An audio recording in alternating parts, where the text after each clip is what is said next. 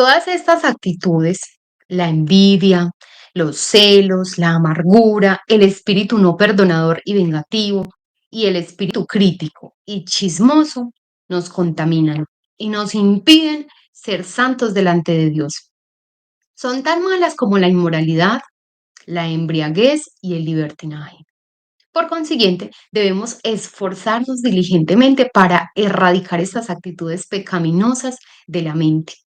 Con frecuencia, ni siquiera somos conscientes de que nuestras actitudes son pecaminosas. Disimulamos los pensamientos corruptores, ocultándolos tras una aparente indignación justa y correcta. Cuando te descubras pensando mal de alguien, cuando te descubras criticando a alguien, cuando te descubras creyendo ser mejor que alguien, también, a mí también, y me ataca, ay, mire esta persona, y yo no soy mejor que nadie, no me voy a comparar con nadie. Ahí mismo tomo el control. Piensa que vas en un vehículo, estás en la Fórmula 1 y vas en tu carro y resulta que empiezas a mirar la pared y te vas a estrellar contra la pared. ¿Qué tienes que hacer? Dicen que los corredores tienen que mirar hacia otro lado, hacia la pista, para no estrellarse contra la pared. Eso tenemos que hacer tú y yo, como que volvemos a tomar el rumbo, como que volvemos a coger las riendas de nuestra mente. Cuando nos descubramos en pensamientos negativos, cuando nos descubramos en pensamientos criticando a otro, sintiéndonos mejores que otros, inmediatamente tomemos las riendas. O pensamientos impuros, o pensamientos impropios, o cualquier cosa que nos quiera controlar. Inmediatamente tomamos de nuevo el control. Pero tenemos que orar diariamente en procura de humildad y honestidad a fin de que podamos ver esas actitudes pecaminosas tal como realmente son. Y luego en procura de gracia y disciplina para erradicarlas de la mente y reemplazarlas con pensamientos agradables a Dios. Esa es la estrategia, ¿cierto? ¿Cómo echo mano yo de un arma? Yo ayer le decía a alguien que me dijo, a veces siento esto. Yo le decía, para todo pleito, para toda pelea, hay un arma específica. Y tú y yo echamos mano de esa arma cuando estamos en comunión continua con el Señor y pasamos tiempo en la palabra, ¿cierto? Entonces, ¿qué dice aquí? Para yo erradicar ese tipo de pensamientos, para yo erradicar todos esos hábitos que no me sirven, no me aportan, no me ayudan, entonces lo hago a través de la sustitución. Sustituyo este pensamiento con otro, ¿cierto? Pongo uno en lugar de este, uno que sí me sirve, uno que sí me aporta, uno que sí me ayuda. Capítulo 13, la santidad y voluntad. Porque Dios es el que en vosotros produce así el querer como el hacer. ¡Ay, qué hermoso! Por su buena voluntad. Eso dice Filipenses 2:13. Dios es quien pone en ti y en mí el querer como el hacer. En todo lo que se ha dicho hasta aquí sobre nuestra responsabilidad con relación a la santidad, la necesidad de la convicción y el compromiso, la perseverancia y la disciplina, y de la santidad del cuerpo y del espíritu, siempre está implícita la actividad de la voluntad personal. Siempre, vamos a subrayar eso, siempre está implícita la actividad de la voluntad personal. Porque es lo que te digo, aunque el Señor pone el querer como el hacer, no nos obliga. Pero yo ya te puse el querer, ya te puse el deseo de hacerlo y nos va a obligar, ¿no?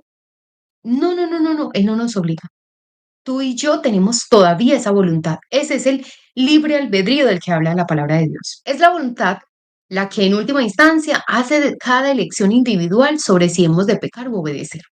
Es la voluntad la que elige ceder a la tentación o decirle no. Nuestra voluntad, por lo tanto, es la que determina en última instancia nuestro destino moral, el que hayamos de ser santos o impíos en nuestro carácter y en nuestra conducta. Resulta tremendamente importante que comprendamos cómo funciona la voluntad, qué es lo que la hace encaminarse en una u otra dirección, porque hace las elecciones que hace. Y sobre todo, tenemos que aprender cómo hacer que nuestra voluntad se someta a la voluntad de Dios y la obedezca en forma práctica día tras día, hora tras hora. ¿Cómo hacemos que nuestra voluntad se someta a la voluntad del Señor? ¿Cómo hacemos que todos los días nuestro corazón esté detrás del corazón del Señor y tras su voluntad? Y es una decisión que tomamos todos los días, ¿cierto? Lo hemos dicho acá. Tú y yo elegimos al Señor todos los días. Tú y yo estamos todos los días en el huerto del Edén, frente al fruto prohibido. Todos los días. Pero es una decisión que tomamos cada día. Para que podamos comprender mejor cómo funciona la voluntad, repasemos la definición del corazón que presentamos en el capítulo 6. En esa definición, Owen decía que el corazón, como aparece en la Biblia, denota por lo general todas las facultades del alma en cuanto a que contribuyen a que obremos el bien o el mal. La mente, las emociones, la conciencia y la voluntad. Estas facultades fueron todas implantadas en el alma del hombre por Dios, pero fueron todas corrompidas por la caída del hombre en el huerto del Edén. La razón o entendimiento del hombre fue entenebrecida, eso dice Efesios 4:18, teniendo el entendimiento entenebrecido, ajenos de la vida de Dios por la ignorancia que en ellos hay, por la dureza de su corazón. Los deseos fueron tergiversados, Efesios 2:3, entre los cuales también todos nosotros vivimos en otro tiempo en los deseos de nuestra carne, haciendo la voluntad de la carne y del pensamiento, y éramos por naturaleza hijos de ira, lo mismo que los demás. Y la voluntad fue pervertida, eso dice Juan 5:40. Con el nuevo nacimiento, la razón vuelve a ser iluminada, los afectos y deseos se reorientan y la voluntad se somete a los designios divinos. Pero si bien todo esto es cierto, nada de todo esto ocurre en un solo momento. En la experiencia real, es un proceso de crecimiento. Se nos dice que debemos renovar el entendimiento o la mente. Eso dice Romanos 12:2. Dice, no os conforméis a este siglo, sino transformaos por medio de la renovación de vuestro entendimiento, para que comprobéis cuál sea la buena voluntad de Dios, agradable y perfecta. Eso es lo que tú y yo debemos hacer. Cuando estamos en comunión continua con el Señor, se renuevan nuestros pensamientos, cambian. Y lamentablemente, ese es como el alimento de la carne, como que se satisface al que hablemos del otro, que critiquemos a otro. Pero cuando ya tenemos el entendimiento por la palabra de que eso está mal, tú y yo tomamos acción. Hoy mismo hacemos un cambio, hacemos un giro. Porque nuestro deseo es agradar al Señor, ¿cierto? Porque ese es el deseo de nuestro corazón. Centrar los deseos en las cosas de arriba, como dice Colosenses 3:1, y someter la voluntad a Dios, como dice Santiago 4:7. Yo les invito a que tengan algo donde tomar nota y ustedes toman nota de esos pasajes y después los que no podamos leer acá para que se nos agote mucho el tiempo, lo pueden leer más tarde. Más aún cuando Dios creó al hombre al principio, su razón, sus emociones y su voluntad funcionaban todas en perfecta armonía. El hecho de que Adán y Eva estuvieran desnudos y no sintieran vergüenza, temor, corrieran como si nada en el jardín del Edén, desnudos. Miren, miren cómo era la perfección en el principio, la armonía de todas las cosas. La razón facilitaba el entendimiento de la voluntad de Dios. La voluntad aceptaba la voluntad divina y las emociones se deleitaban en el cumplimiento de esto. Pero con el ingreso del pecado en el alma del hombre, estas tres facultades comenzaron a funcionar en desacuerdo entre sí y para con Dios. Vamos a ver entonces cuáles son las tres facultades. La razón facilitaba el entendimiento de la voluntad, ¿sí o no? De la voluntad de Dios. La voluntad aceptaba la voluntad divina, o sea, la voluntad del hombre aceptaba la voluntad divina. Y la tercera, las emociones se deleitaban en el cumplimiento de esta. Las emociones del hombre, de Adán y Eva, estaban felices. Ah, no, no, señor. Que usted todos los animales que hizo me va a poner a ponerle nombre. No, eso sí es un abuso de trabajo. Me va a pagar horas extras o qué, sí o no, como lo haríamos ahora. No, sus emociones no se iban contra la voluntad del Señor, sino que estaba alineado, estaba complacido, se deleitaba. Eso dijo el Señor, hagámoslo. Ese era el deleite, pero debido al pecado, pues todo eso se daña. Pero con el ingreso, bueno, ya leímos esto. La voluntad se ha vuelto porfiada y rebelde y no acepta lo que la razón entiende que es la voluntad de Dios. O más comúnmente, las emociones dominan la situación y hacen que la razón y la voluntad dejen de obedecer al Señor. ¿Cierto? ¿Cómo nos cuesta a veces? ¿Cómo nos cuesta hacer lo que al Señor le agrada? ¿Cómo nos cuesta a veces obedecer al Señor? ¿Cómo nos va a costar? Ahorita estaba leyendo, escuchando ese audiolibro de Despierta al gigante que hay en ti de Tony Robbins y él decía, haz una dieta mental de 10 días. Miren, miren la recomendación de un hombre. pues que no es cristiano, pero él dice, haz esa dieta mental. ¿Qué tal si preparas, programas tu mente para no tener un solo pensamiento malo en 10 días? Ni negativo, ni de crítica, nada, nada malo. No enfocarte en los problemas, sino en las soluciones. ¿Qué tal si haces esa dieta mental? Y yo te propongo hoy, esta mañana, eso. ¿Qué tal si hacemos esa dieta mental? Mira, por salud mental, porque primero eso agrada a Dios, por salud mental, porque viene paz. ¿Cómo salimos tú y yo después de rajar y dañarle la vida a alguien y dañarle la reputación a alguien? Uno no sale mejor. La carne nos quiere engañar y, ay, tan bueno como hablé de esa persona, pero no salimos mejor, no salimos mejores. Entonces, ¿qué tal si hacemos esa dieta mental? ¿Qué tal si trabajamos en esos pensamientos durante esta semana, desde hoy hasta el sábado de la próxima semana? Y tú y yo empezamos a ver cambios. ¿Qué tal? ¿Cómo serían los cambios? O que venga alguien a hablarnos un chisme, a contarnos de alguien, o a sembrar cizaña y tú y yo, ay, no, ve, no, en este momento no quiero tocar ese tema, no quiero conversar sobre eso. ¿Cómo sería? Si sometemos nuestra razón y nuestra voluntad a lo que el Señor quiere para nosotros. ¿Cómo creceríamos? ¿Cómo creceríamos? Ahí les dejo la tarea, ahí les dejo el reto. Lo que queremos hacer con todo esto es destacar la interrelación que existe entre la mente, las emociones y la voluntad. Es que no se pueden aislar, ¿cierto? Desde que veníamos leyendo el libro, viendo el seminario Fénix de Brian Tracy, veíamos cómo todo empieza desde un pensamiento. La Biblia dice, tal como piensa el hombre, así es él. Yo tengo un pensamiento, ese pensamiento me genera una emoción y esa emoción se exterioriza en una acción, ¿cierto? Por eso habla la mente, las emociones y la voluntad. Y lograr que podamos entenderlas, si bien la voluntad es definitiva, la que determina las elecciones, la misma se ve influida en sus elecciones por fuerzas poderosas que se ejercen sobre ella. Dichas fuerzas arrolladoras proceden de una variedad de fuentes.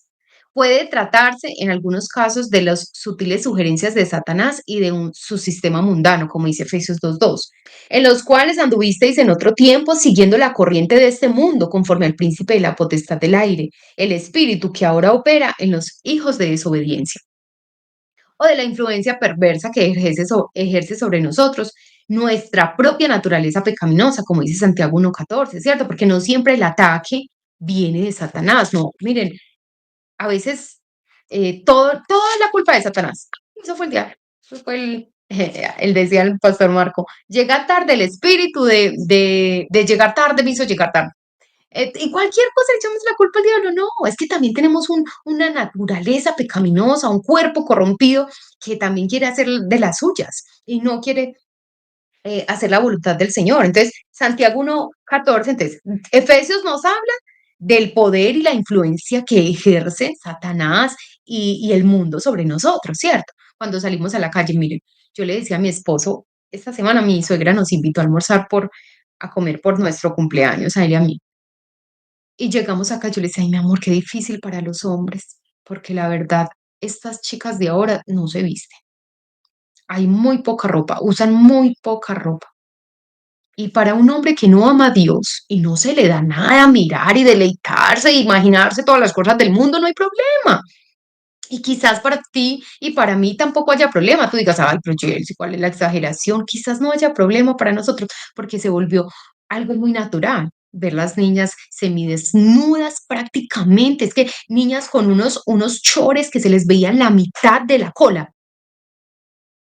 Dios mío, por Dios, yo decía, qué pesar de mi esposo, porque si él es un hombre que quiere guardar su mente, su corazón, no tener pensamientos obscenos de lujuria, qué difícil, qué difícil. Entonces yo le decía a él, uy, mi amor, porque él me dice, es muy difícil, mi amor, es muy difícil. Todo el tiempo hay una influencia en el mundo. Hay una influencia, no sé, si tú solo tienes, luchas con alguna, no sé, adicción de algo y tienes solo amigos que están metidos en eso, es muy difícil porque hay una influencia todo el tiempo. Pero recuerden lo que dijo Pablo, hay uno que ya ganó la victoria por nosotros. Él dijo, miserable de mí, lo que no quiero hacer, eso termino haciendo. Ahorita vamos a buscar ese pasaje, pero les voy a leer primero Santiago 1:14. Entonces, la primera influencia es del mundo, el enemigo, sus secuaces, su grupo de demonios que están por toda la tierra tratando de hacernos caer. Y la otra influencia, Santiago 1:14, sino que cada uno es tentado cuando de su propia concupiscencia es atraído y seducido. La otra influencia viene de nosotros mismos, de mi carne. Por ejemplo, la pereza, el chisme, la vanidad, tantas cosas que vienen de mí. No es que venga el enemigo y me la ponga ahí al frente, no. Es que sale de mí, porque mi naturaleza está corrompida. Tengo una naturaleza carnal que está corrompida. Y todo el tiempo mi naturaleza espiritual, esa nueva identidad que tenemos en el Señor, tiene que ir aumentando, tiene que crecer para que la naturaleza carnal mengue, ¿cierto? Esa es la lucha. No quiero que pienses que es que Dios está luchando todo el tiempo con Satanás. Y como que hay una lucha del bien y el mal de entre Dios y Satanás y a ver quién gana. No, no, no, no, no, no. Eso no es lo que quiero decir. No, aquí no hay ninguna lucha. Satanás es un subordinado del Señor. Si el Señor quisiera ya, acababa con él, no acababa. Pero el Señor tiene un plan. Él no es como tú y yo, como que nos ocurre hoy hacer una cosa y la hacemos. No, Él es de planes. Él tiene un plan súper estructurado, súper conformado desde antes de que tú y yo naciéramos. Y Él va a llevar a cabo su plan. Él no es desesperado como tú y yo. Entonces va a llegar un momento en que lo va a poner en su sitio y ya le va a impedir hacer todas las cosas que Él hace. Pero mientras llega ese momento, la lucha es nuestra, no es de Dios contra Satanás, es en nuestra carne, es interna. Es que por eso tengo todavía que luchar con esas cosas que me atraen del mundo, que me gustan, que quiere mi carne, que yo satisfaga y que le dé placer y placer y no agrade a Dios. También puede ser la urgente voz de la conciencia, los fervorosos razonamientos de un amigo que nos ama o el impulso del Espíritu Santo. Más cualquiera que sea la fuente de estas fuerzas arrolladoras, llega a nuestra voluntad, ya sea por la propia razón o por las propias emociones, ¿cierto? ¿Cómo? A través de la razón. Cuando yo digo, ay no, ¿esto qué voy a hacer? Ayer decía el pastor Marco en la predicación que estaba escuchando, él decía, cuando alguien a mí llega y me dice, ay, pastor, pequé, yo no sé en qué estaba pensando, le decía, no, es que no estabas pensando, fíjate, tú no estabas pensando, por eso hiciste lo que hiciste. Si hubieras pensado, no hubieras hecho eso. Si tú antes de pecar con esa mujer y engañar a tu esposa hubieras pensado, Dios mío, las consecuencias. ¿Cómo va a quedar mi esposa, mis hijos? Primero que todo, ¿cómo va a quedar mi relación con Dios? ¿Cómo después me le presento al Señor? ¿Con qué cara? Si hubieras pensado, no hubieras hecho eso. Y así es a veces el pecado, ¿cierto? ¿Cómo nos quiere dominar? ¿Cómo nos quiere controlar? Miren, miren qué hermoso. Ay, es que es hermoso. Vamos a luchar, claro. Y él, si todo el tiempo va a estar en esa lucha contra mi carne y la influencia del mundo, sí, pero mira, mira la promesa del Señor. Pablo está diciendo, yo lo que no quiero hacer, eso termino haciendo. Yo termino haciendo cosas que a Dios no le agradan. Pero mira, mira qué hermoso. Miserable de mí, ¿quién me librará de este cuerpo de muerte? Dice Pablo. Estoy luchando. Pablo luchaba, el apóstol Pablo, muchachos, no, a luchar tú y yo. Tentó a Satanás al Señor Jesús en el desierto, no nos va a tentar a ti y a mí. Pero miren lo que dice Romanos 7:25, hermoso. Gracias. Cuando Pablo como que, miren, esa expresión para ti, para mí, podría decirse, ve, no, Jersey, porque seguimos luchando. Esto es una batalla perdida. Pablo mismo dijo, miserable de mí, ¿quién me va a poder librar? O sea, no hay salida de esta. Pero inmediatamente viene una palabra de consuelo. Gracias doy a Dios por Jesucristo, Señor nuestro. Así que yo mismo con la mente sirvo a la ley de Dios, más con la carne a la ley del pecado. Eso está poderoso. ¿Sabes qué dice? Yo ahora tengo una ley en mis miembros que sirve a Dios y que puede someter a la ley del pecado. Claro, mi cuerpo todavía está corrupto, corrompido, pide cosas que a Dios no le agradan, pero yo tengo la ley que es más fuerte y es la ley de mi Señor Jesús. Gracias doy al Padre por mi Señor Jesucristo. Eso es lo que tú y yo tenemos que decir. Señor, sí, estoy luchando, pero te doy gracias por la victoria de mi Señor Jesús en la cruz, porque esa victoria ahora yo la puedo tener. porque ahora no lucho en vano, no lucho como quien lucha contra el viento. No, no, no. Ahora yo tengo claro cuál es mi enemigo, identifico mis debilidades, voy a la palabra de Dios en oración, en comunión con Dios y yo puedo ir adelante, seguir afirmado en el Señor y hacer cambios, ver cambios en mi vida, porque Él está conmigo. Ay, hermoso el Señor, hermoso nuestro Dios. Ese es nuestro Dios tan poderoso. Vamos a orar. Señor, muchas gracias por este tiempo. Muchas, muchas gracias te damos. De verdad que, ¿qué sería de nosotros sin ti? Yo quiero que le digas al Señor esta mañana, Señor, ¿qué sería de mi vida sin ti? Ay de mí, Señor, ay de mí.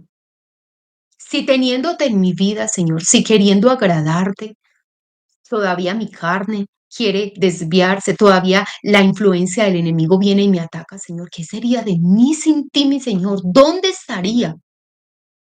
Dile gracias por salvarme. Señor, gracias por salvarme. Gracias por darme una nueva naturaleza. Gracias por adoptarme como tu hija. Gracias por poner tu sello sobre mí. Gracias por tenerme aquí para aprender tu palabra. Gracias por instruirme, mi Señor. Muchas gracias. Y ahora yo no me siento derribada. Vas a decirle al Señor, yo no me siento derribada, ni afligida, ni frustrada cuando tropiezo. Yo ahora entiendo que en mí hay una ley mayor que esta ley del pecado. Y es la ley del amor, es la ley de mi Señor Jesús, que Él con su sacrificio en la cruz me dio la victoria. Y ahora yo puedo vencer la tentación, puedo decirle no, puedo resistir la tentación y el pecado, porque tú estás conmigo, Señor, porque tu Espíritu Santo habita en mí. Tú pones en mí el querer como el hacer, por tu buena voluntad. Y yo ahora, Señor, le doy acción a mi voluntad. Dile, Señor, yo acciono con mi voluntad y acciono para vivir para ti, no para los deseos y deleites de mi carne, sino para vivir sometida a ti, mi Señor. Por amor lo hago, por gratitud lo hago, porque tú eres el amor de mi vida y mi razón de ser, Señor. Y solo a ti, sobre todas las cosas, quiero agradar en este mundo. En el nombre de Jesús. Amén y amén. Dios les bendiga.